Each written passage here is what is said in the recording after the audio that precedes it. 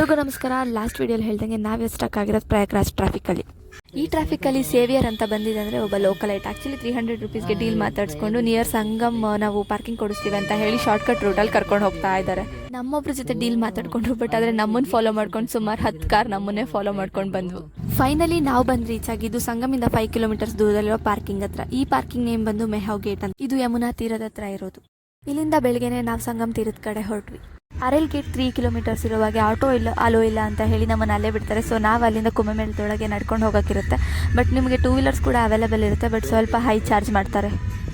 ಅಲ್ಲಿಂದ ತ್ರಿವೇಣಿ ಸಂಗಮದ ಹತ್ರ ಹೋಗಿ ನಾವು ಪವಿತ್ರ ಸ್ನಾನ ಮುಗಿಸಿದ್ವಿ. ಕುಂಭಮೇಳ ಅಂದಿದ ತಕ್ಷಣ ತುಂಬ ಜನ ಇದ್ದಾರೆ ಅಂತ ತಿಳ್ಕೊತೀರಾ, ಆದರೆ it depends on the sector, ನೀವೆಲ್ಲಿ ಯಾವ ಸೆಕ್ಟರಲ್ಲಿ ಇರ್ತಿದ್ದೀರಾ ಅಂತ. ಆಲ್ಮೋಸ್ಟ್ ತುಂಬ ಜನ ಅರೆಲ್ ಗೇಟ್ ಸ್ಟಾರ್ಟಿಂಗ್ ಸೆಕ್ಟರ್ಗಳಲ್ಲೇ ಇರ್ತಾರೆ, ಆದರೆ ನಾವು ಹೋಗಿದ್ದು ಸೆಕ್ಟರ್ 24 ಮಹಾಸಂಗಮೇಶ್ವರ್ ಘಾಟ್ ಅಂತ ಹೇಳಿ.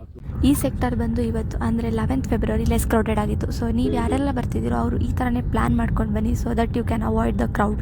ಪ್ರಯಾಣಿಸುವಾಗ ಸಾಗುವ ದಾರಿಯಷ್ಟು, ಅನುಭವಿಸುವ ನೋವುಗಳೆಷ್ಟು, ಆದರೆ ನೆನಪುಗಳು ಲೆಕ್ಕಕ್ಕಿಲ್ಲದಷ್ಟು.